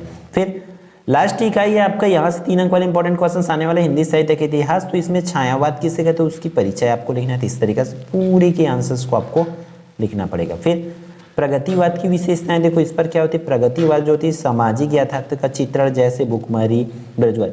तो प्रगतिवाद में इस तरह से भुखमरी, गरीबी, बेरोजगारी, अकाल, इन सबको दिखाया जाता है। ईश्वर के प्रति अनास्था, मतलब इसमें ईश्वर के प्रति कोई, प्रगतिवाद में ईश्वर के प्रति कोई आस्था नहीं दिखाई देती है। नारी का सम्मान, नारी का शोषण मुक्त कराने का प्रयास किया जाता है। इस पर आर्थिक व सामाजिक समानता पर बल दिया जाता है। फिर इस तरीके से यही इंपॉर्टेंट है, बेरोजगारी, गरीबी पर दिया जाता है। भगवान के प्रति कोई आस्था नहीं दिखाया जाता है। नारी का सम्मान दिखाया जाता है। आर्थिक व सामाजिक समानता व मतभेद पर जोर दिया जाता है, मतलब समाप्त करने का प्रयास किया जाता है। ये आप लोग लिखेंगे, ठीक है। फिर अगला क्वेश्चन, सगुण भक्ति धारक को समझाते हुए क्या करना है आपको, इसकी विभिन्न शाखाओं की विशेषताएं बताना है। प्रमुख कवि, उनके रचनाओं के नाम लिखना है। ये तो बहुत ज़्यादा दे दिया गया इसमें, ठीक है। तो बहुत ध्यान से आपको करना भी है इसमें, ठीक। तो इस तरीके से राम भक्ति शाखा की विशेषताएं जो है अलग से आपको करना पड़ेगा, और क्या उसकी कवि का नाम। फिर कृष्ण भक्ति का शाखा, उसके कवि रचना, इस तरीके से आपको कंप्लीट करना होगा इसमें, ठीक है। फिर में प्रेम मार्ग की शाखा, तो सभी को आप लोग इसमें से जितना भी इंपॉर्टेंट क्वेश्चन है सबको कर लेना है, ठीक है। फिर अब हम लोग 4 अंक वाले इंपॉर्टेंट क्वेश्चंस देख लेते हैं। यहाँ से आप लोग 8 पार्ट को अच्छे से पढ़ लेना, इकाई 8 को, जितना भी है सबका विशेषताएं, कवि और उसके रचना के नाम आपको अच्छे से कर लेना है, ठीक है। 4 अंक वाले इंपॉर्टेंट क्वेश्चंस कितने कितने नंबर के लाएगा आपका, प्रश्न क्रमांक 11 आएगा, फिर 12, 13, 14 और 15। तो इस तरीके से टोटल जो है आपका 5 प्रश्न 4 अंक वाला आ गया। तो उसके लिए हम इंपॉर्टेंट क्वेश्चन इसमें देखने वाले हैं यहाँ से आगे। तो आप लोग चाहो तो थोड़ी सी रेस्ट ले सकते हो, फिर वीडियो पे कंटिन्यू रह सकते हो, ठीक है। तो चलो फिर देख लेते हैं। फर्स्ट क्वेश्चन है आपकी 4 अंक वाला, छत्तीसगढ़ के लोक नाट्य में प्रमुख है नाचा, चैंदैनी और रहस। नाच विधा को, जो नाचा विधा है उसको संक्षेप में लिखना है। तो देखो इसकी आंसर जो है आप इस तरीके से लिखेंगे, छत्तीसगढ़ के लोक नाट्यों के प्रमुख विधा नाचा। तो नाचा के बारे में, नाचा अत्यंत ही सशक्त और लोकप्रिय विधा है। इसमें पुरुष ही महिला के वेश में परी बनकर गाते और नाचते हैं, ठीक है। इसमें याद रखना इन चीज़ों को, इसमें पुरुष ही महिला बनकर परी के रूप में नाचते और गाते हैं। 2-4 नाच के बाद गम्मत या प्रहसन होता है, ठीक है। इस तरीके से लिखेंगे। फिर आगे आपको क्या लिखना है, जोक्कड़, इसको जोक्कड़ के अतिरिक्त कुछ अन्य पात्र प्रहसन पेश करते हैं। इसमें मतलब अत्यंत तीखा व्यंग्य होता है किंतु उसका समापन किसी अच्छे आदर्श को इंगित करता है। नाच और गम्मत दोनों को मिलाकर नाच कहा जाता है। या रात भर चलता है और शुभ कर्मा के साथ खत्म होता है। इस तरीके से आपको इसमें लिखना पड़ेगा। जो भी चीज़ें आप जानते हो, वैसे आप ग्रामीण अंचल से हो तो इन सब चीज़ों के बारे में बेसिक नॉलेज आपको तो पता ही होगा। ठीक है, फिर नेक्स्ट क्वेश्चन, पद्म भूषण तीजन बाई को पंडवानी की कापालिक शैली की गायिका कहा जाता है। इस शैली की अर्थ स्पष्ट करते हुए पंडवानी की अन्य शैलियों का उल्लेख करना, मतलब कपालिक शैली के बारे में बताना है, फिर और कौन कौन सी शैली होती है उसको आपको लिखना है। तो देखो, पंडवानी की दो शैली होती, कौन कौन सी, वेदमती और कपालिक शैली। पद्म भूषण तीजन बाई पंडवानी की कपालिक शैली की गायिका। इस शैली में खड़े होकर अभिनय द्वारा कथा का, देखो कपालिक शैली में क्या किया जाता है कि खड़े होकर के इसमें कथा का प्रस्तुतिकरण जो है दिया जाता है। फिर पंडवानी की अन्य शैली, इसमें क्या, घुटने के बल बैठकर। दोनों में समान अंतर यही है कि उसमें खड़े होकर, और जो क्या होती है वेदमती शैली होती है उसमें घुटने के बल बैठ करके जो है कथा का प्रस्तुतिकरण किया जाता है। ठीक है, तो इसकी प्रमुख गायिका कौन है, ऋतु वर्मा। ठीक है, इस नाम को याद रखेंगे आप लोग। अगला है इंपॉर्टेंट क्वेश्चंस, नर्मदा का उद्गम अमरकंटक पाठ में वर्णित नैसर्गिक सौंदर्य का अपने वर्णों में, अपने शब्दों में वर्णन जो है करना है नर्मदा के बारे में। तो पार्ट को पढ़ लेना है आपको अच्छे से, फिर इस तरीके से इसके आंसर्स देना है कि वहाँ नर्मदा के पास ये है, ये पाया जाता है। इस तरीके से इसके आंसर आप लोग लिखेंगे। तो चलो देख लेते हैं आपके आंसर। मैकल पर्वत श्रृंखला के बीच अपनी अप्रितम प्राकृतिक सौंदर्य से आच्छादित अमरकंटक नैसर्गिक सौंदर्य से युक्त है। मतलब आप अपने मन से लिख सकते हो इसके आंसर, लेकिन जो मैकल पर्वत है उसको नाम को तो यूज करना पड़ेगा ना आपको। ठीक है, पर्वत श्रृंखलाओं में से गिरी जलधारा देख ऐसा प्रतीत होता है मानो आकाश में चांद की धार नीचे आ रही है। ऋषि मार्कंडे की यह तपोभूमि है। तो ये भी, इसको भी आपको याद होनी चाहिए। ठीक है, जो मेन है उसको आपको करना है, फिर ओन वर्ड्स में आप इसको लिख सकते हैं। फिर नेक्स्ट इंपॉर्टेंट क्वेश्चन, अविवेकपूर्ण व अंधाधुंध खनन से अमरकंटक क्षेत्र के प्राकृतिक पर्यावरण को किस प्रकार का नुकसान हो रहा है, जानकारी जो है जुटाकर आपको लिखना है। तो इसकी आंसर आप लोग इस तरीके से लिखेंगे, अमरकंटक का क्षेत्र खनिज संपदा से भी परिपूर्ण है। मनुष्य की स्वार्थी प्रवृत्ति और आवश्यकताओं ने पर्यावरण को नुकसान पहुंचा, जंगलों को नष्ट कर उनके नैसर्गिक सौंदर्य की क्षति पहुंचाई जा रही है। एल्यूमिनियम का अछूत भंडार है, मतलब सिंपल सी बात, वहाँ की खनन क्यों हो रहा है, क्योंकि वहाँ पर एल्यूमिनियम पाया जाता है, इसकी वजह से वहाँ खनन हो रहा है। खनन होने से वहाँ पर पेड़ पौधे जो है, जीव जंतु, सबको जो है नुकसान पहुंच रहा है। इस तरीके से आपको इसमें लिखना पड़ेगा। क्लियर है। फिर आगे बढ़ते हैं, टिप्पणी लिखिए। तो टिप्पणी लिखिए, हमने आपको दिए हैं क्या, निचोड़ सीरीज। निचोड़ सीरीज में हमने भी इन सबको रखे, तो आई थिंक आप सबकी जो तैयारी लगभग हो गई होगी। ठीक है, सोनमुड़ा के बारे में आपको लिखना है। तो इसके आंसर आप लोग इस तरीके से लिखेंगे कि सोनमुड़ा सोन नदी का उद्गम है। ठीक है, सोनमुड़ा से ही सोन नदी का उद्गम हुआ है। इसके कुंड से पतली जलधारा निकल कर बहती जलधारा के साथ मिलकर सोन को नद का स्वरूप देती है। मतलब सोनमुड़ा से ही, सोनमुड़ा के बारे में लिखना है तो आपको सिंपल से याद रखना है, सोनमुड़ा से जो है सोन नदी निकलती है, सोन नदी से एक पतली धारा निकलती है जो नदी का रूप ले लेती है। इस तरीका से आपको लिखना है। ठीक है, फिर नेक्स्ट आपको ख को एक्सप्लेन करना है। आम्रकूट क्या है, तो अमरकंटक के समीप का वह पर्वतीय भूभाग जिसमें आम के वृक्ष पाए, तो इसको कैसे लिखोगे, अमरकंटक के पास का वह भूभाग जिसमें आम का वृक्ष बहुत रूप में पाया जाता है, बहुतायत रूप में, उसको आम्रकूट कहते हैं, या उस क्षेत्र को आम्रकूट के नाम से जाना जाता है। इस तरीके से आप लोग लिखेंगे, बहुत आसान। फिर मैकल के बारे में लिखना है, तो मैकल के बारे में कैसे लिखेंगे कि विंध्य और सतपुड़ा का समवेत विग्रह अत्यंत ही सुंदर और मनोहारी है, इसे मैकल कहते हैं। ठीक है, विंध्य और सतपुड़ा का समवेत विग्रह, मतलब विंध्य और सतपुड़ा को मिला करके जो जगह है उसी क्या का नाम से जाना जाता है, मैकल के नाम से जाना जाता है। इस तरीके से आप उसको लिखेंगे। जो विग्रह जो है अलग हुए, ठीक है, विंध्य और सतपुड़ा के बीच की जो जगह हुआ है जहां पर अलग करते हैं दोनों को, वो जगह बहुत ही सुंदर है, जिसे हम लोग किसके नाम से जानते हैं, मैकल के नाम से जानते हैं। इस तरीके से आप लोग लिखेंगे। फिर आपको माई की बगिया के बारे में लिखना है, तो इस तरीके से लिख सकते हैं कि नर्मदा और सोन नदी का प्रवाह क्षेत्र माई की बगिया। तो आप लोग क्या लिखेंगे, जहां पर नर्मदा और सोन नदी की जो तट होती है, जिस प्रवाह क्षेत्र को हम लोग माई की बगिया के नाम से जाना जाता है, जहां पर आम की पेड़ है, जो जमीन जो है बहुत ही सुंदर है बोल सकते हैं और उपजाऊ है। इस तरीके से आप लोग लिख सकते हैं। क्लियर। फिर आपको निम्नलिखित पद्यांशों की संदर्भ से व्याख्या भी करना है। तो आपको पूरे जितना भी क्वेश्चन है, देखो ये 2020 में आया है, तो आपको क्वेश्चन अगर इस तरीके से आया पूरे को, आपको इसको अच्छे से एक बार दो बार पढ़ लेना है, फिर उस पर संदर्भ लिखना है। अगर संदर्भ सहित बोले, सिर्फ भावार्थ लिखने बोलेंगे तो आप भावार्थ बस लिखेंगे। अगर आपको पद्यांश को संदर्भ सहित व्याख्या करने बोला गया तो पूरी चीज़ों को इस तरीके से संदर्भ लिखना पड़ेगा, प्रसंग लिखना पड़ेगा, फिर उसकी व्याख्या लिखना पड़ेगा। ठीक है, तो जितने भी क्वेश्चंस आपको स्क्रीन पर दिखाया जा रहा है सभी को रोक रोक करके प्रैक्टिस जरूर कर लेंगे, 2 ही दिखाए गए उसमें। ठीक है, फिर नेक्स्ट आपकी कई इंपॉर्टेंट क्वेश्चंस देख लेते हैं। आपका क्या बोला जा रहा है कि मजदूर के पारिवारिक जीवन का हाल कैसा होता है, पाठ के आधार पर लिखना। तो अब इसको तो बिना पढ़े भी आप अपने ओन वर्ड्स में लिख सकते हैं। ठीक है, मजदूरों का जीवन जो है अत्यंत ही क्या होती है, संघर्ष में होते तो उनको दिन में भी संघर्ष करना पड़ता है, रात में भी संघर्ष करना पड़ता है, इस तरीके से लिखेंगे।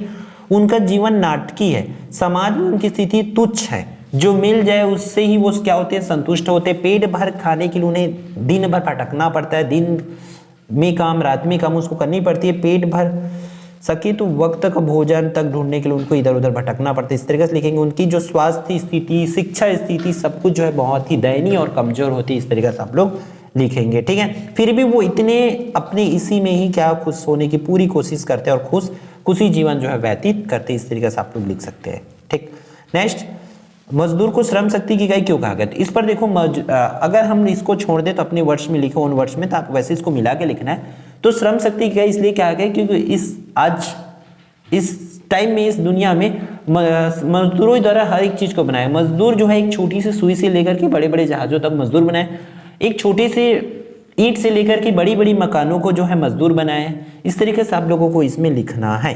क्लियर? इसलिए जो है मजदूर को श्रम शक्ति की इकाई कहा जाता है। मजदूर है तभी सब कुछ का जो निर्माण कार्य है वो संभव है, बिना जो विनाश सकता है, इसलिए आपको ऐसा मजदूर को श्रम शक्ति की इकाई कहा गया, आपको लिखना पड़ेगा। क्लियर है? फिर आगे बढ़ते हैं। नेक्स्ट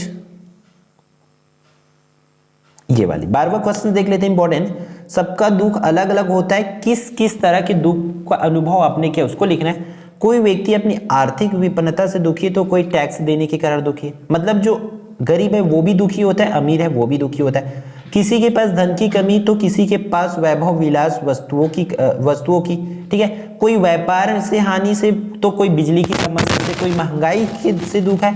तो इस तरीके से सबका दुख अलग अलग होता है। हम भी इसी समाज का हिस्सा है, इसलिए हमने भी दुखों का अनुभव किया है। दुखी तो सभी है, तो अपने अपने दुख के जो स्वरूप होते हैं अलग अलग होते हैं, इस तरीके से आपको लिखना है। इकाई नंबर 5 से आपका 4 अंक वाले इंपॉर्टेंट क्वेश्चन देख लेते हैं। नायिका के मन का धारा के विपरीत जाने का संदर्भ आपको देना है। तो देखो, इसको आप अपने मन से नहीं लिख सकते भाई, ध्यान दो इस पर कैसे लिखना है। नायिका के मन का धारा के विपरीत जाने का तात्पर्य है कि कुछ दिन पहले ही जो परिवार उसके लिए पराया था वह आज इतना अपना हो गया है कि उसे छोड़कर कुछ दिन के लिए मायके आती है तो वह अपनी अनमनी हो जाती है। ठीक है, मतलब उनका मन नहीं लगता है। नायिका के मन का धारा के विपरीत हो जाना, मतलब उनका मन का धारा जो है विपरीत, मतलब मन बदल जाना। उनको नायिका को जो है ससुराल इतना प्रिय लगने लग जाता है कि जब वो अपने मायके भी जाती है तो वहां पर उनका मन जो है नहीं लगता है। इस तरीके से आपको इस पर लिखना है। क्लियर? फिर आगे बढ़ते हैं। कुछ छत्तीसगढ़ी लोकोक्ति वह दिया हुआ है, उनके अर्थ आपको लिखना है। भूख न चिन्हे जात को जात, नींद न चिन्हे औखट घाट। इसका अर्थ है भूख लगने पर जाति नहीं पूछी जाती और नींद लगने पर जगह नहीं देखे जाते। फिर आती के धोती जाति के लंगोटी, इसका अर्थ है फायदा उठाना। फिर आगम भैंसा पानी पिए पीछू के पावे चिखला, इसका मतलब है कि बाद में आने वाले की अपेक्षा पहले आने वाले को ज्यादा अधिक लाभ होता है। आगे देखो क्या बोला गया, तन बर नइये लत्ता जाय बर कलकत्ता, बढ़ चढ़कर बातें करना इसका अर्थ होता है। फिर 5वां देखो, इस पर क्या दिया है, छिए बर नकोड़े बर धरे बर खोखला, इसका मतलब है कि बिना परिश्रम के ही लाभ उठाने का कोशिश करना, प्रयत्न करना। फिर और भी दिया उस पे, बूढ़ा की कहा थे न कौनी दे, तो दोहरी हानि। इस पर करे के आन कहे के आन, इसका मतलब है करना कुछ और करना कुछ, कहना कुछ और करना कुछ और। फिर करे कर्म की नागर न भूतवा जोता है, इसमें है अपने कर्म का फल भोगना ही पड़ता है, ये मतलब है। क्लियर है? फिर आपकी इकाई नंबर 6 से देख लेते, जीवन दर्शन से इंपॉर्टेंट क्वेश्चंस। ठीक, कवि ने जीवन की समानता झरने से किन किन रूपों में किया है, कि कैसे हमारे जीवन जो है सेम जो है सिमिलरली झरने के जैसे, ऐसा क्यों कहा गया है कवि ने, तो उसको लिखना है आपको इस तरीके से। कवि ने जीवन की समानता झरने से की है, जिस प्रकार झरना विभिन्न बाधाओं को पार करता हुआ कभी कभी पर्वतें तो कभी कभी घाटी को, कभी कभी समतल मैदानों में तो कभी कभी किसी वन के पेड़ों से टकराता है, वह निर्बाध गति से आगे बढ़ता है, ठीक रुकता नहीं, उसी प्रकार मतलब ये बोल रहा है कि जिस प्रकार झरने जो होता है, पर्वत, पहाड़, पेड़ पौधे, समतल सभी परिस्थितियों को सहन करते हुए आगे बढ़ता है, ठीक उसी तरह हमारा जीवन भी होता है। हमें भी क्या होता है, उसी प्रकार हर मुसीबतों का सामना करते हुए आगे बढ़ना चाहिए। इस तरीके से इसमें लिखना है। क्लियर है? आगे बढ़ते हैं। नेक्स्ट 17वां क्वेश्चन देख लेते हैं। इस पर क्या बोला जा रहा है, एक था पेड़ और एक था टून, पाठ के शीर्षक की सार्थकता जो है आपको लिखना है। मतलब पाठ का नाम ऐसा क्यों रखा गया, क्यों ऐसा किए, उन चीजों को आपको कंप्लीट लिखना है। बहुत ध्यान से आप करेंगे। देखो, एक था पेड़ और एक था ठूंठ शीर्षक अपनी सार्थकता स्पष्ट करता है, क्योंकि उन्होंने मनुष्य के स्वभाव की तुलना बांस के हरे भरे पेड़ और ठूंठ से की है। ठूंठ निर्जीव, जड़ता और विनाश का प्रतीक होता है। ठीक है, निर्जीव का, जड़ता का और विनाश तीनों का प्रतीक होता है, याद रखेंगे। जीवन में जो व्यक्ति बिना सोचे समझे परंपरागत आदर्शों और सिद्धांतों पर अड़े रहते हैं, उनका जीवन निरर्थक होता है। मनुष्य के विचार बांस के पेड़ के समान होनी चाहिए। उसमें लचीलापन और परिस्थितियों के साथ समन्वय करने की क्षमता होनी चाहिए। इस तरीके से उन्होंने एक था पेड़ एक था ठूंठ के पाठ के माध्यम से समझाया है। ठीक है, फिर आगे बढ़ते हैं। आपका नेक्स्ट 2019 तीनों सेट में आया हुआ है। देखो, आज की परिस्थितियों में एक आदर्श व्यक्ति की जीवन की क्या क्या विशेषताएं हो सकती है। मतलब आज अगर हम किसी को अच्छा व्यक्ति मानेंगे तो उनमें क्या क्या गुण होना चाहिए। तो देखो, समन्वयवादी विचारधारा होनी चाहिए, परोपकारी व नम्र होनी चाहिए, सत्य की पहचान दृढ़ता से करने में सक्षम होनी चाहिए, आदर्शों की व्यवहारिकता की कसौटी में कसने में क्या होनी चाहिए, सक्षम होनी चाहिए। ठीक है, वैचारिक दृढ़ता होनी चाहिए। इस तरीके से आपको लिखना है। और बांस के पेड़ के समान वो व्यक्ति जो है होना चाहिए, तभी वो हमारे लिए आदर्श होगा। ठीक है, इकाई नंबर 7 देख लेते हैं। लास्ट आपका इकाई 4 अंक वाले क्वेश्चंस में। तो इसमें फर्स्ट क्वेश्चन देखो क्या दिया हुआ है, 5 कौड़ी बाबू द्वारा शरद बाबू के लिए कही गई 3 बातें क्या क्या थी, उसको लिखना है।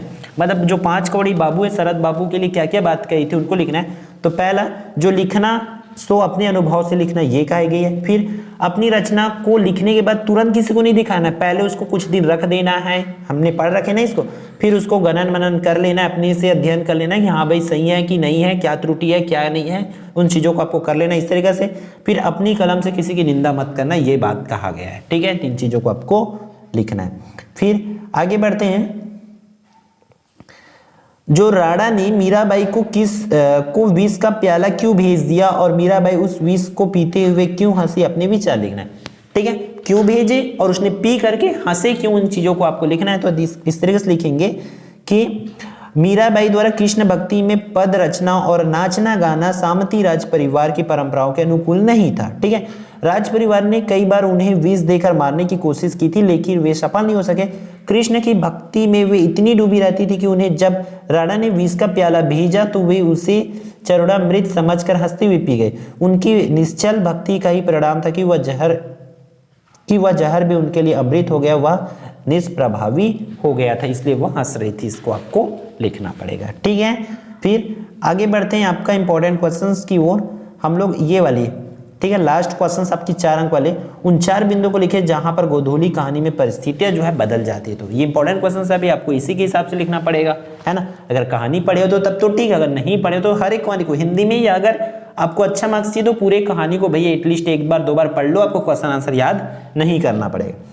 ठीक है, तो गार्स्टबी ने युवकों से कहा कि अपना मूड भी अच्छा हरगिज नहीं होता यदि आप मेरी तरह असहाय होते। फिर गार्टस्बी ने दार्शनिक ढंग से कहा, मुझे याद है कि कुछ वर्ष पहले एक विदेशी राजधानी में मैंने भी ऐसा ही किया था। बात तो ठीक है, किंतु आपकी कहानी का कमजोर मुद्दा यह है कि आप साबुन की टिकिया नहीं पेश कर सकते। फिर 5वां, क्या आपको कुछ खो गया है, उसने सहानुभूतिपूर्वक पूछा। हाँ, साबुन की एक टिकिया। इस तरीके से ये हो जाएगा। फिर आपका 5 अंक वाले इंपॉर्टेंट क्वेश्चन देखेंगे और 5 अंक में आपको पता है आपका अपठित गद्यांश और पत्र लेखन आएगा। तो दोनों के लिए हमने ऑलरेडी आपको इंपॉर्टेंट क्वेश्चन जो है बता रखे हैं, तो फिर भी इस पर देख लेते हैं, प्रैक्टिस जो है कर लेते हैं, रिवीजन जो है कर लेते हैं, ताकि आपके एग्जाम में अच्छा से अच्छा मार्क्स जो है आप स्कोर कर पाओ। ठीक है, तो चलो देखते हैं। सबसे पहले देखो, एक आपको क्या दिया हुआ है, इस तरीके से एक अपठित गद्यांश दिया। पूरे गद्यांश को आप अच्छे से पढ़ लो। देखो क्या लिखा है, अनुशासन का अर्थ है नियम विधियों का पालन करना। ठीक है, इसका सर्वोच्चतम रूप है अनुशासन, आत्म अनुशासन, जिसके तहत स्व को मर्यादा व संयम के दायरे में रखा जाता है।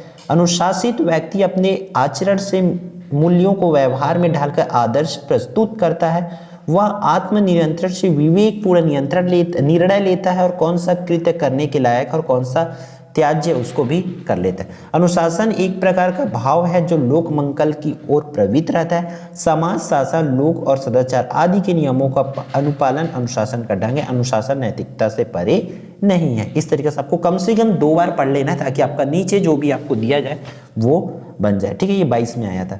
तो देखो इस तरीके से आपको करना है। क्वेश्चन कैसे कैसे पूछा जा सकता है। शीर्षक, तो शीर्षक तो जाहिर सी बात है आप अनुशासन लिखेंगे। फिर सर्वोत्तम में अनुशासन शब्दों का संधि विच्छेद करना है। किसका किसका, सर्वोत्तम का और अनुशासन का। तो सर्वोत्तम के क्या हो जाएगा, इस तरह से सर्व प्लस उत्तम मतलब सर्वोत्तम और आत्मा प्लस अनुशासन मतलब आत्मा अनुशासन। इस तरीके से अपना दिमाग लगाना पड़ेगा। अनुशासन क्या है, तो अनुशासन को आप लोग उसको देखें, नियम विधियों का पालन करना ही क्या होती है, अनुशासन होती है। इस तरीके से लिखेंगे। अनुशासन किससे परे नहीं है, तो अनुशासन जो देखो यहाँ पर देखे थे ना हमने, नैतिकता से परे नहीं। इस तरीके से आप लोगों को बहुत आसान दिया जाता है, तो इसलिए जितना भी क्वेश्चन है सबको आपको प्रैक्टिस अच्छे से कर लेना है। ठीक है, ये फिर से वही पेजेस जो है आ गई है।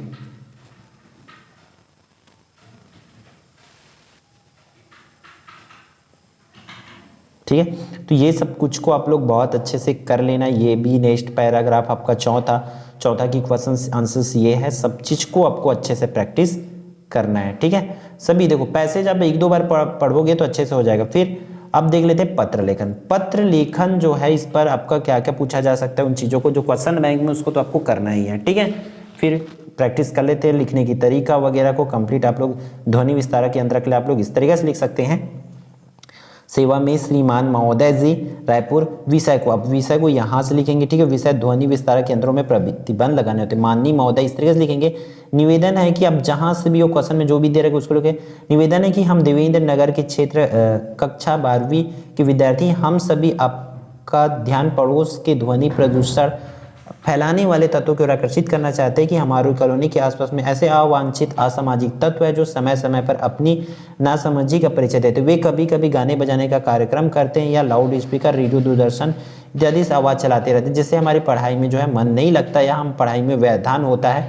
तो हमारी इस तरीके से लिखेंगे फिर कि हमारी माध्यमिक शिक्षा मंडल, आप अपनी ओन वर्ड्स में लिख सकते हैं। जरूरी नहीं कि आप इसको एकदम रटा रुटाई याद कर, बस फॉर्मेट जो है आपको फॉलो करना होता है, सही से शब्दों का चुनाव करना होता है। ठीक है, तो हिंदी इतना आसान होता है। फिर नेक्स्ट ये भी इंपॉर्टेंट है भाई, आपको दुर्ग नगर निगम के अध्यक्ष को एक शिकायती पत्र लिखें जिसमें मोहल्ले की साफ सफाई, तो या मोहल्ले की साफ सफाई और पानी तो दोनों सेम होती है, तो दोनों को इस तरीके से आपको लिखना पड़ेगा। देख लेते हैं इसकी।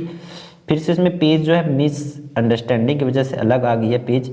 ठीक है, ये ध्वनि विस्तारक यंत्र, फिर ये वाली। ठीक है, तो ये रहा इसके आंसर। ठीक है, तो इस तरीके से लिखेंगे। स्टार्टिंग कैसे करना है इसमें, इस तरीके से प्रति अध्यक्ष नगर निगम रायपुर, इस तरीके से लिख सकते हैं। दुर्ग विषय लिखेंगे मोहल्ले में सफाई ना होने के बाबत, तो इस तरीके से लिखेंगे। निवेदन है कि हम केलाबाड़ी की निवासी सफाई की अवस्था से बहुत तंग आ गए। यहाँ नालियों की सफाई नहीं होती, सड़कें झाड़ी नहीं जाती है, जगह जगह कचरों का ढेर है, नालियों का पानी बहकर सड़कों पर फैल रहा है। इस तरीके से जो भी प्रॉब्लम है उसको आपको कंप्लीटली लिखना है। फिर उचित साफ सफाई कराने की कृपा कर, इस तरीके से आपको लिखना पड़ेगा। ठीक है, तो ये वाली भी 4th नंबर भी इंपॉर्टेंट है, इसको भी करना ही है आपको। ठीक है, 3 मैं आपको टिक लगा दिया, तो तीनों को करना है। देखो इस पर भी ऐसे लिखेंगे। इस पर प्रति सचिव माध्यमिक शिक्षा मंडल अंक सूची की द्वितीय प्रति भेजने के बाद, तो इसमें भी इस तरीके से आपको कंप्लीट लिखना पड़ेगा। निवेदन है कि मेरी कक्षा 10वीं बोर्ड परीक्षा की अंक सूची खो गई है। मैंने यह क्या कर दिया, कब दी थी, पेपर 2015 में दी थी। मुझे अंक सूची की द्वितीय प्रति भेजने का पेस्ट करें। इसके लिए निर्धारित शुल्क 50 रुपये, बैंक चालान नंबर इतना मैं आपके नाम भेज रहा हूँ। इस तरीके से आपको लिखना है। अपनी नाम बता देना है, पिता का नाम बताना है, परीक्षा कब हुआ था, परीक्षा केंद्र का नाम, परीक्षा क्रमांक, परीक्षा केंद्र, अनुक्रमांक, आपके रोल नंबर वगैरह, इस तरीके से जो भी जानकारी है सबको आपको दे देना है। ठीक है, फिर ये वाली भी इंपॉर्टेंट है भाई, इस तरीके से भी पूछी जाती है। अपनी बड़ी बहन की विवाह की तारीख के संबंध में जानकारी देते हुए अपनी सहेली या दोस्तों को एक पत्र लिखना है।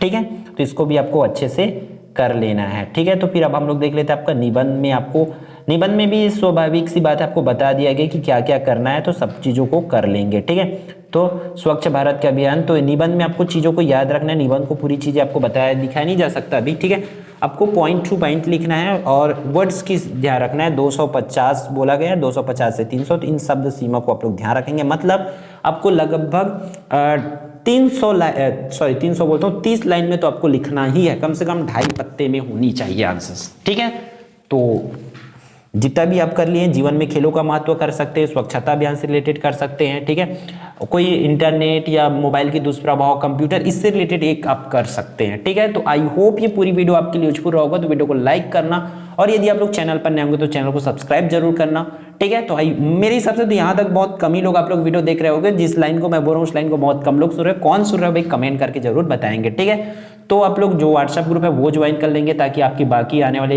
एग्जाम्स के लिए भी हम आपका हेल्प कर पाए, ठीक है। तो मिलते हैं नेक्स्ट इंपॉर्टेंट वीडियो पे। वीडियो को शेयर जरूर करना जिन किसी का भी तैयारी नहीं हुआ, जो भी आपके दोस्त आपको बोलते हैं कि तैयारी नहीं हुआ, तो उनको ये जरूर भेज देना कि आप सिर्फ 1 घंटे 1.5 घंटे में देख करके अच्छे से इसमें से तैयारी कर सकते हैं करके, ठीक है। फिर मिलते हैं नेक्स्ट वीडियो में।